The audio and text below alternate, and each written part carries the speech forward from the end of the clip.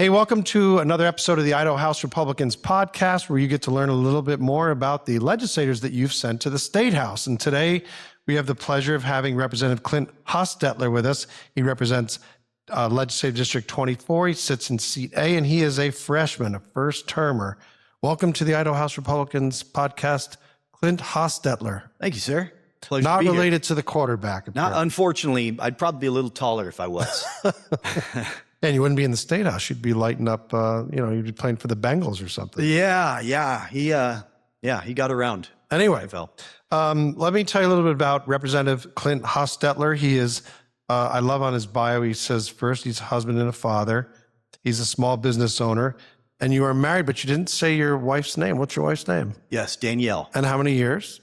As of Friday, it'll be 16 years. Congratulations. This coming Friday. And you have one child so far? Yep. Okay, one child. You lie. And then he's the only one I noticed in his bio that actually put his favorite Bible verse, which was Matthew 6:33, but seek first his kingdom and his righteousness, and all these things will be given to you as well. Yeah. Thanks for doing that. That's cool. Yeah, thank you. Welcome to the show.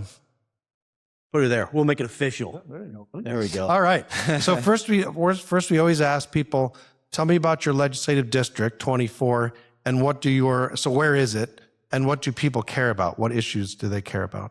Yeah, that's a great question. We have one of the bigger districts, District 24, so it's Twin Falls, Rural, Camas, and Gooding County, and it stretches quite a bit. As far as what they care about, we have a lot of good things in our district, by the way, too. Beautiful country, if you haven't been down there. But the cares and the concerns, they span quite a bit. I'd say we're probably one of the most conservative districts in our state. Mm-hmm. And so you hear a lot of different things. One of the biggest ones right off the bat was illegal immigration. Okay. Right? The cost of living. Yes. There is inflation, obviously, gas prices, those are all in the cost of living. Election integrity as well. Mm-hmm. So some of the more consistent conservative issues, being proactive, especially as we see a lot of the cows and the political refugees come in. I think a lot of people are worried. California, Oregon, Washington, cows. Yeah. And then of course, all the realities of the industry, right? Water and our farming, the dairy industry, that's big down in my neck of the woods. Right. Yeah. So let's talk about, you are a first termer. So why did you decide to take on this new chapter in your life and join the august body, which is known as the Idaho House? Yeah, it was a series of what I'll call divine appointments. When we first arrived here from the state I will call the People's Republic of Sodom and Gomorrah, California, my wife and I, we both grew up in small farm communities in Northern California, met each other in Sacramento, started to raise our family, and then the Lord brought us here almost 5 years ago. At least something good happened in Sacramento. Yeah, absolutely. I mean, it was a once great state. It was a once great state. Incredible. Fantastic. And still really just amazing people there. Very conservative at its core. Obviously, you have some issues with the election system, the integrity with that, and then you have those blue dots, right? Mm-hmm. And of course, everything that's happening across the nation right now is cultural. So the moment we flip on our TV or social media or movies, we're getting that cultural progression that's happening with our youth in the systems and everything. So that being said, got here almost 5 years ago and ended up meeting our senator from District 24, Senator Zeiderveld, yes. And we chatted a little bit. And I thought, wow, there's Christian conservatives here in Idaho. So time went on, met her again. An older gal at my church asked me to go to a precinct committeeman training. Didn't want to disappoint her. Didn't really feel like getting into politics, but went there, met Senator Zeiderveld again, had a good conversation, and so on and so forth. Eventually, she asked me to pray and consider running for office. We need some strong conservative, Christian people to preserve the moral soil and to fight against what's coming here. And did the obligatory Christian thing, said, I'll pray about that. Went home expecting my wife to shoot that down right off the bat. She homeschools our son. And then she said, I'll pray about that. She said, we should do that. And then you prayed about it. And then I said, oh boy, here we go. And so did it, got all green lights, got into the race, fully expecting to lose. But I wanted to be, obedient and follow through. And so did that, ended up winning. And here I am. Never Obedience is expected key. It is. It's Okay, tough. so now you're here at the State House, and tell people what committees you've been assigned to. Yeah, last session I was on 2, which are really my wheelhouse, I call it. Those 2 are my wheelhouse, Jude and Rules and State Affairs. Okay. This session, a little different. I now have 3. I was swapped off of State Affairs to Education, and I still have Jude and Rules, but I also have local government as well. Okay, those are, all important committees. Oh, yeah, so, absolutely. So let's talk a little bit. Let's start, since you are, you want to talk a little bit about the budget. And so let's set a little context. Over the last 5 years, we've done $6 billion of tax cuts gone back to the Idahoans, which is, I think, the best of any state in the country. So we've obviously sent a signal of what direction we want. The big, beautiful bill comes along, $150 million of tax cuts for 2026, $175 for 2027. So we're going to get more tax cuts, but not Idaho-generated ones. But then we have the Idaho Act last year. We cut the budget by 3%. JFAC says an additional 1%, so 4% in 2026, 5% in 2027. So your thoughts as you see the priorities of what the state should be spending its money on, your thoughts? Yeah, that's a tough one, really, because everybody has their own priorities. Everybody has their pet projects. We're seeing pretty much every agency start to balloon, specifically health and welfare and education. And of course, ironically, those are the 2 hardest to cut, right? And they're the 2 biggest. They're the 2 biggest, the 2 hardest to cut. They're blowing up. We're starting new programs left and right. Medicaid expansion, big reason for that, marketed as $400 million, now up to $1.3 billion. Right. Unfortunately, a lot of those are able-bodied adults that could work. And so there's a lot of issues with that. I think the issue really, and you'll hear narratives on both sides, right? It's a philosophical debate between conservatives and more liberally minded folks, right? Looking to the state first over here or self-sufficiency over here, and let me keep more of my own money. I know how to spend my money best versus government. And I tend to agree with that. The hard part is, of course, we have to have infrastructure. We have to have social safety nets. That's necessary. Every civilized society has them. We have to take care of those that can't take care of themselves. And that seems to be a growing population. And constitutionally, you have to educate people. And constitutionally, you have to educate. And that's a whole other nuanced thing. I was speaking with a senator the other day, not to digress, but he had mentioned when they'd basically codified that, the education system was what, 1st through 8th grade, 4 months a year. Right. Did you know that? I didn't know that. I didn't know that. I didn't know that. And so it's quite a different debate than what is, posited now, from the big education folks. So if you were to try to roll that back and say, whoa, the Constitution, we're only mandated to, fund 1st through 8th for 4 months of the year, quite a different picture there. But that being said, to me, it's a spending issue, and that's hard. How do you put the toothpaste back in the toothpaste container, as they say? And that's where we're at, right? Government has some constitutionally mandated obligations, right? Education is one of them. So are roads and some of these other infrastructure aspects. But we have gone way off the deep end when it comes to things that we really shouldn't be spending on. But how do we, like I said, roll that back now when there are so many people dependent on government? And really getting to the health and welfare and education aspect, there's so many emotionally deceptive narratives, and as we'll say, fear-mongering. If you cut this, kids are going to starve and old people are going to die. Right. And you hear that quite a bit, and then you're scared to touch anything. We're in some tough times right now, but we can look to our neighboring blue states and see what happens. We can look to the federal government now that we're $39 trillion in debt and say, at what point do we realize, we have to roll things back to what is constitutional?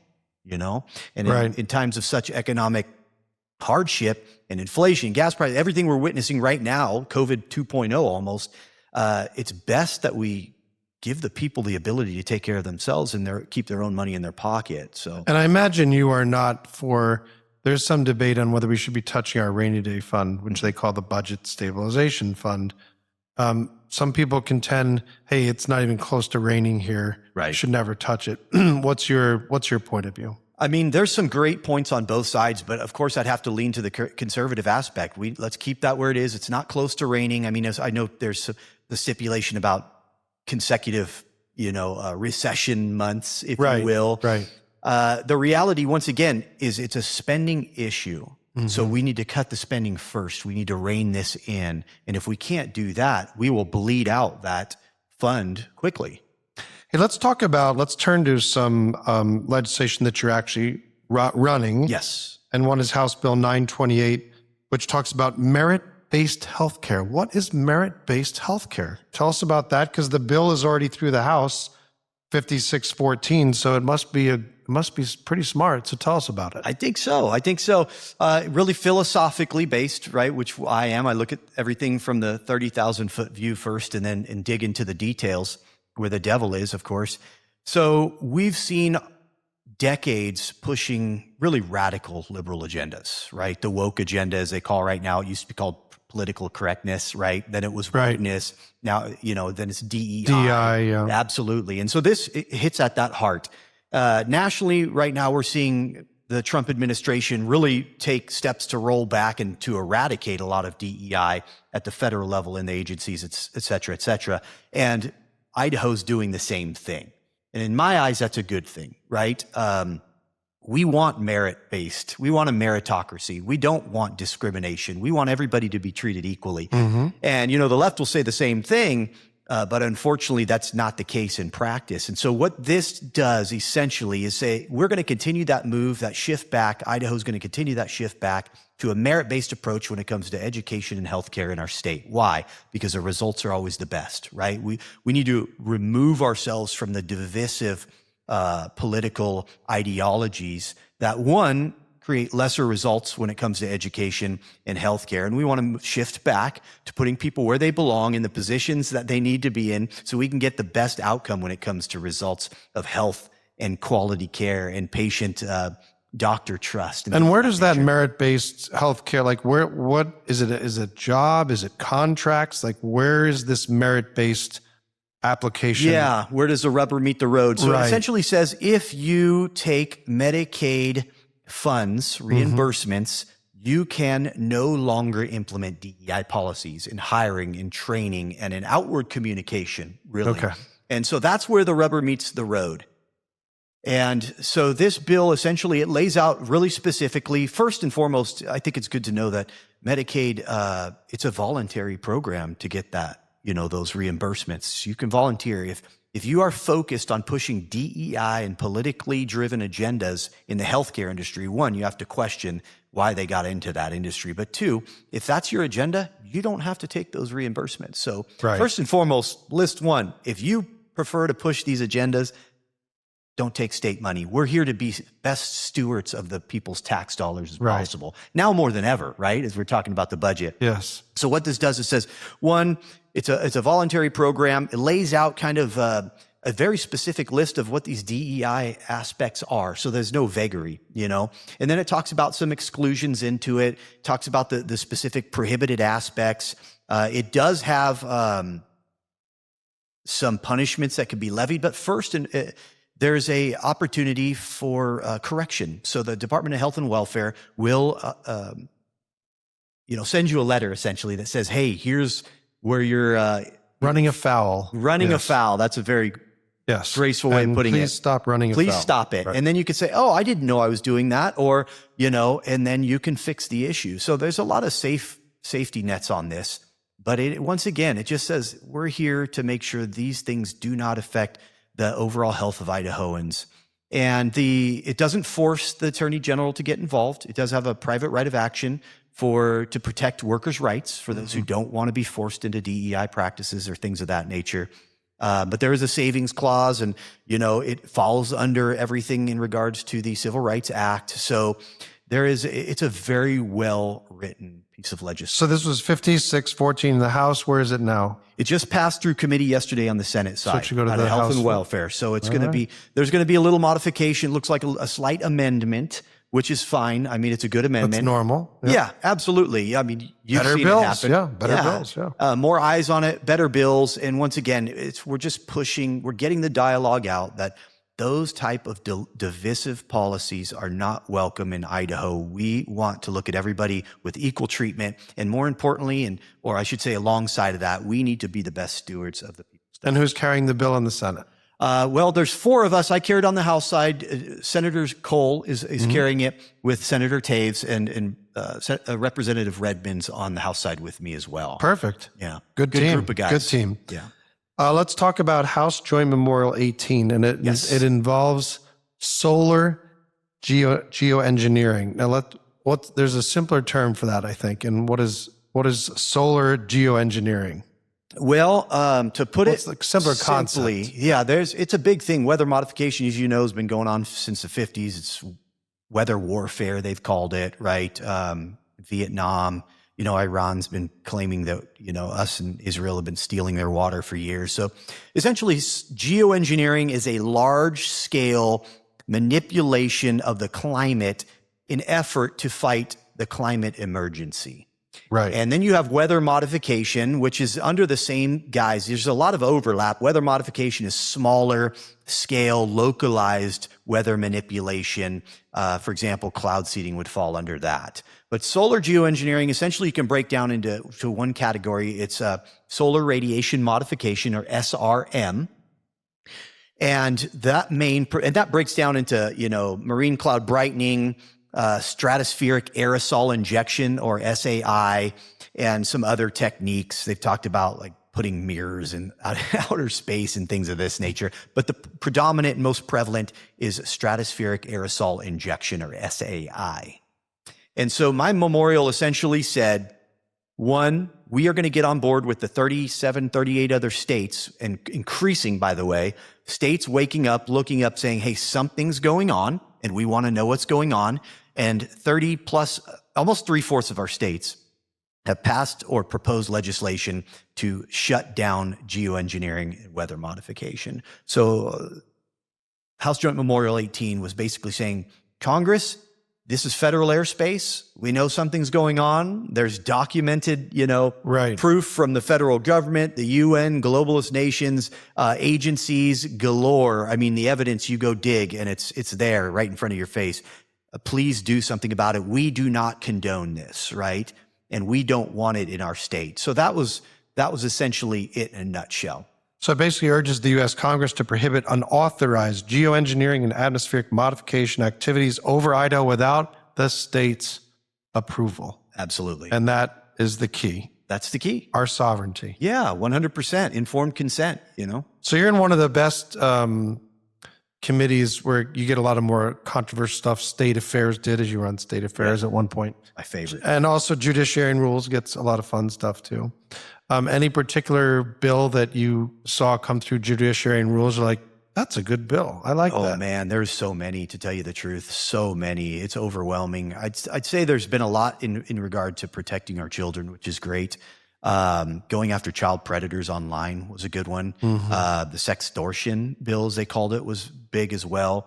So the more we can do to protect, and really, like, you look at AI, you look at the culture, and as I referred to earlier, you flip on the TV, there is a culture coming in, and it's coming after our kids. Yeah. It's an assault. That's a great way of putting it. Yep. It is. We're in a culture war. Yep. I think you would agree. So there is a plethora of bills coming through that, and I'd say the ones that are helping protect our children. And it's a balance too, right? We want to maintain liberty. We have to maintain moral autonomy.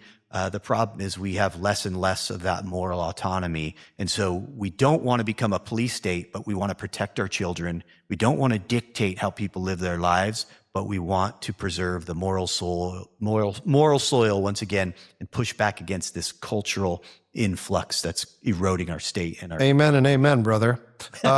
So I meant to ask you earlier about your bio. You said you're a small business owner. Yes. So tell us, what do you do to help yourself and other people get employed here in Idaho? Yes. Well, when I came here, I've run a small business. It's a graphic design company with a business partner, and I've had that since 2009. So it's just the two of us. We try to keep it slim.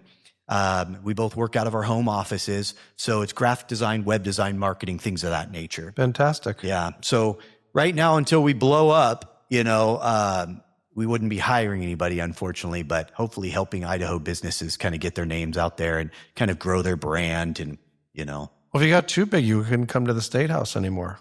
Pardon? If you got too big, you couldn't come to the State House Yeah, anymore. that's You true. might not have the time. Yeah, I don't know if that's a blessing or a curse, but I'm here for a reason and going to continue to fight. Well, God has a plan, so Amen.